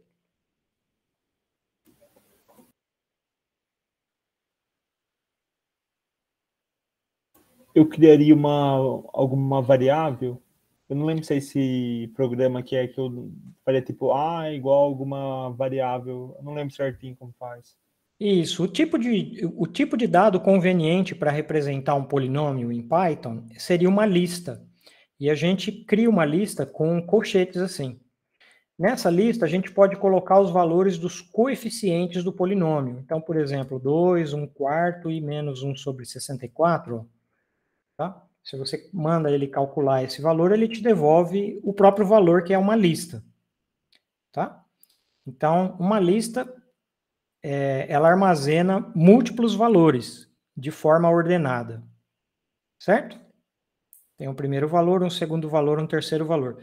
E a gente pode, como estamos numa linguagem de programação, a gente pode dar nomes para as coisas. Então, eu quero pegar essa lista, que representa o meu polinômio, e eu vou armazenar o resultado numa variável que eu chamo de P. Ok? Então, P, para mim, vai representar o polinômio, porque P é uma lista, e os sucessivos elementos dessa lista são os coeficientes do meu polinômio. Tá? Então, o primeiro termo é o termo constante igual a 2, depois é o 1/4, que multiplica, né, o x alguma coisa, e o outro ponto seria, o outro coeficiente é menos 1 sobre 64, tá? E uma dica que eu dou para vocês é assim, quando você define uma variável, você vê que ele não devolve o valor para mim, quando eu calculo, ele armazenou o valor, essa lista está armazenada na memória, com o nome P, mas ele não mostrou para mim. Se eu quero ter um eco, digamos assim, daquilo que eu acabei de definir, é só repetir P na linha de baixo. Aí pronto, ele está me dizendo que na variável P eu tenho esses valores aqui. Então eu poderia calcular o valor do polinômio fazendo a seguinte conta, ó. O termo constante, que é P de 0, então P abre colchete, 0 fecha colchete, é o primeiro termo da lista. Se você mandar ele calcular isso, ele te dá o valor 2. Tá certo? Então, P de 0 é esse primeiro camaradinha da lista. Então, é claro que o próximo termo seria o P de 1, que é o 0,25, e o P de 2, que é esse daqui, tá? Então, a gente poderia calcular assim, ó, P de 0 mais P de 1 vezes 5 menos 4 mais P de 2 vezes o 5 menos 4 asterisco, asterisco, 2. Isso me dá o valor do polinômio. Tá? É a mesma conta que eu fiz antes, só que agora os coeficientes estão armazenados numa lista. Ok. Mas se eu tiver que fazer isso aqui, essa conta toda hora, né, para múltiplos polinômios, isso vai ficar muito enfadonho. Então eu vou criar uma função aqui, vamos acompanhar o meu raciocínio. Eu vou criar uma função que vai calcular o valor do polinômio, dado um polinômio qualquer. Você me diz quais são os coeficientes e o valor onde você quer calcular, e essa função vai fazer o serviço para mim. Tá bom? Eu não vou precisar escrever de forma extensa assim. Então, vocês devem estar lembrados que para eu definir uma função, eu utilizo a palavra-chave def.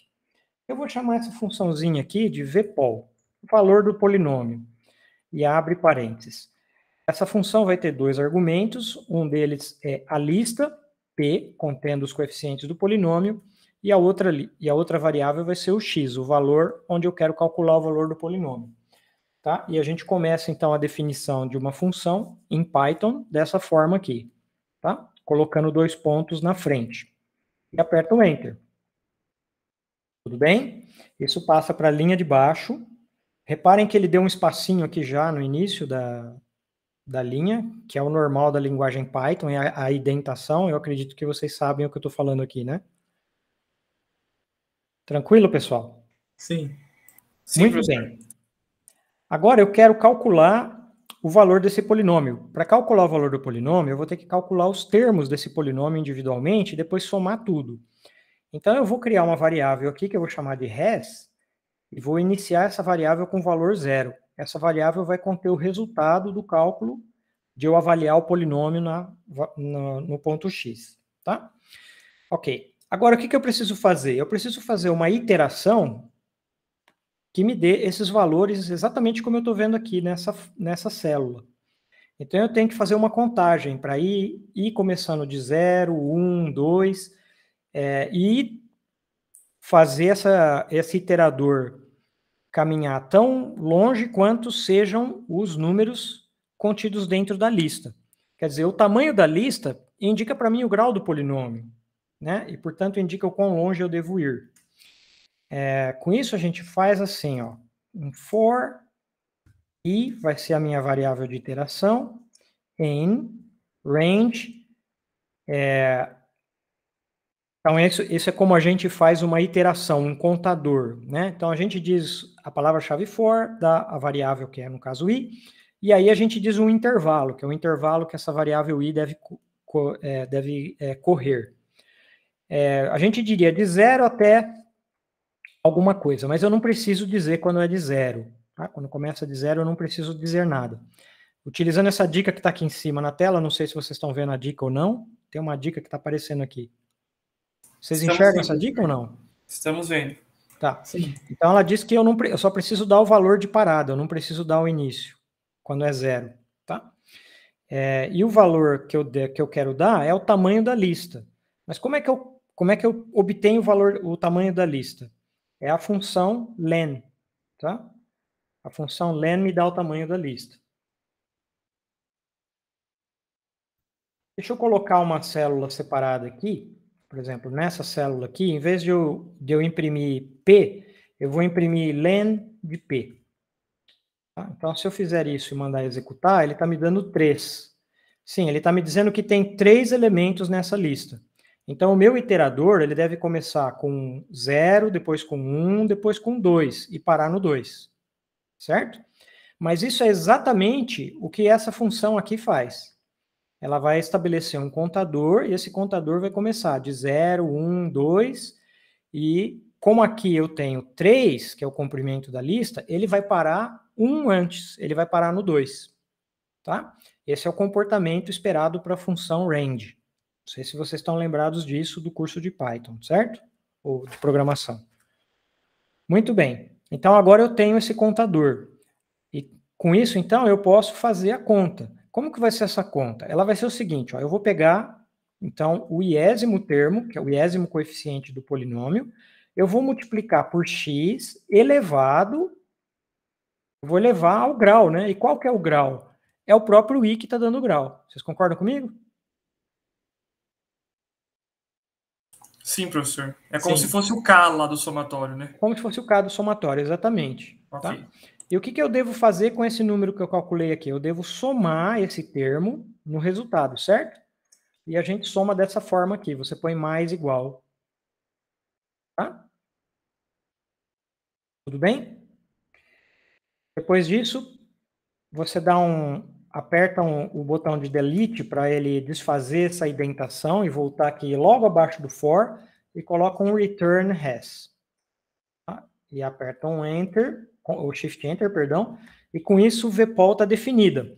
Então agora a gente pode usar essa função. Então eu vou fazer o vpol e eu vou dar esse polinômio aqui, o polinômio 2, 1/4. Eu vou colocar aqui o meu 5 menos 4, que é o x onde eu quero calcular.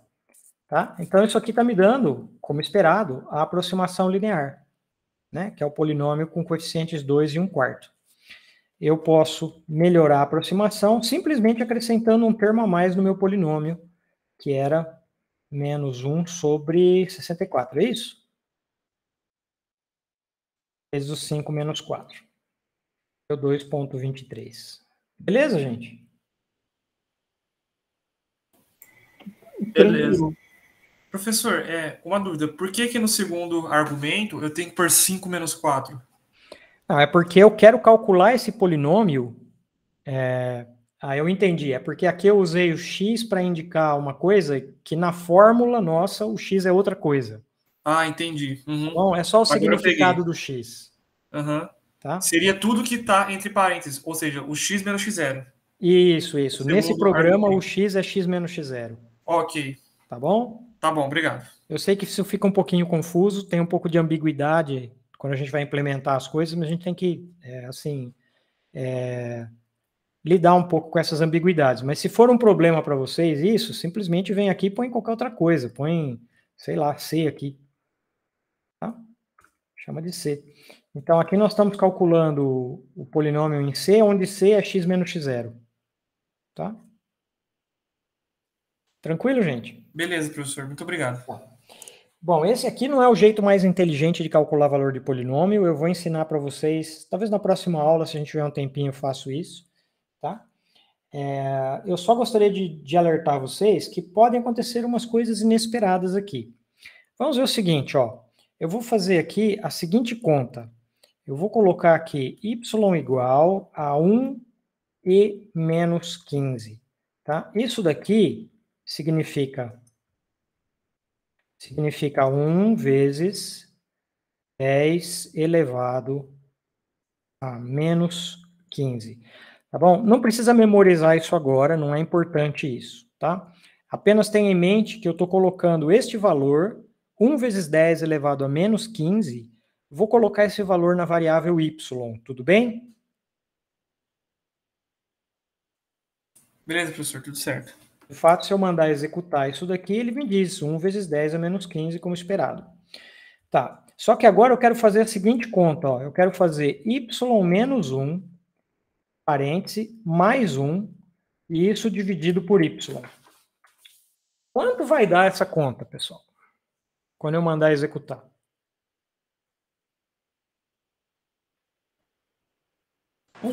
É para dar 1, né? É para dar 1, certo? Todo mundo diz que deve dar 1. Bom, vamos executar e vamos ver o que realmente dá.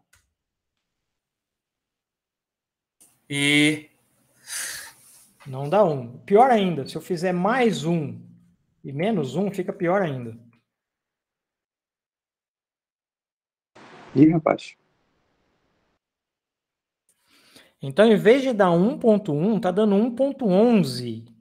O que significa isso? O que significa 1.11?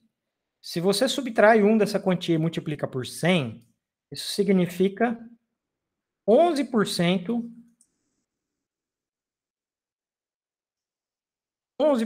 de erro na resposta. Então, veja só, eu estou usando um sistema aqui para fazer cálculo, e ingenuamente eu vim nesse sistema e fiz a conta. Beleza? E olha o que deu. Vocês concordam comigo que isso é um problema, né? Sim. Sim. Ok. E eu quero o seguinte de vocês. Eu vou deixar aqui, então, uma primeira tarefa para vocês, que é entender exatamente o que está acontecendo aqui. Por que aconteceu isso? Por que nessa conta tão boba que eu fiz aqui, por que razão deu tudo isso de erro? Olha que coisa incrível. Aconteceu alguma coisa aqui extraordinária que estragou a minha resposta completamente. Tá? Introduzindo um erro da ordem de 11%. Dependendo da situação, 11% pode ser muito grande, né? Provavelmente eu não gostaria que desse 11% de erro na minha conta. Então, fica para vocês investigarem por que está acontecendo isso. É a primeira pergunta. Por que isso acontece? Qual é exatamente o motivo disso estar acontecendo? E outra questão importante que isso daqui suscita é como eu posso fazer para contornar esse problema. Eu gostaria de poder fazer essa conta e obter o valor que eu esperava obter. Só que, obviamente, que eu vou ter que mudar alguma coisa para que isso aconteça, né? Então, fica para vocês investigarem exatamente o que está acontecendo aqui. Na aula que vem, eu vou falar a resposta, e a resposta é óbvia, né? Na verdade, é porque nós estamos trabalhando aqui com um sistema de numeração que não é os números reais, é uma outra coisa. Tá bom? E essa coisa é para vocês descobrirem o que ela é. Tudo bem? Beleza, eu vou falar um pouco mais sobre isso na aula que vem. Na aula que vem nós vamos mergulhar de cabeça exatamente, nós vamos entender exatamente o que é essa coisa e por que nós estamos incorrendo nesse erro e vamos ver o que fazer para contornar essas coisas. Mas eu digo para vocês assim, isso aqui mostra que eu não posso entrar na disciplina de cálculo numérico ou eu não posso esperar utilizar um computador ou utilizar uma calculadora de forma ingênua, sem saber exatamente o que eu estou fazendo, porque eis aqui o problema. Tá? Eu espero que isso aqui tenha servido assim, para dar uma acordada em todo mundo na disciplina. Se eu sentar no computador e ingenuamente sair fazendo conta, olha o que pode acontecer, tá? Pode acontecer isso daqui. E pode acontecer um monte de outras situações, que eu vou falar mais na próxima aula, tá? Diversas outras situações, que também podem estragar o resultado no final. Então, nessa disciplina, e é exatamente aí que está a importância dela, é entender o que nós estamos fazendo, por que nós estamos tendo erro, e como fazer para que esses erros permaneçam controlados ao longo do meu processo de cálculo, para que no final eu obtenha a resposta dentro do grau de precisão que eu desejo obter. Tudo bem?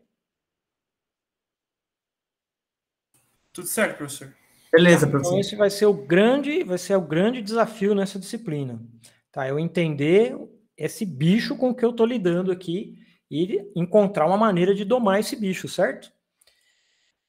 Tá bom, pessoal. Então eu vou terminando por aqui. Peço desculpas por ter estourado o tempo aí um pouquinho, tá? Na aula que vem eu volto um pouco mais no laboratório aqui, tá? Seria uma aula que seria mais teórica, mas a gente volta um pouquinho aqui no laboratório, por quê? Eu disse para vocês que essa forma aqui de calcular valor de polinômio, ela não é a mais inteligente, tá? E eu deixo como exercício para vocês aqui, contar quantas operações, só quantas multiplicações são efetuadas. Quantas multiplicações são efetuadas por esse procedimento que está aí?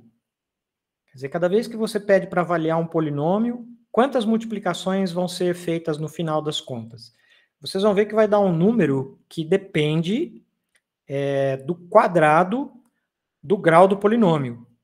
Tá? Então, se o seu polinômio tiver ordem 2, você vai ter 4 multiplicações. Se o seu polinômio for grau 3, você vai ter 8 multiplicações, e assim sucessivamente. Então, vai depender de ordem quadrática do grau do polinômio. Tá? Mas vocês vão encontrar a fórmula exata aqui, exatamente quantas multiplicações.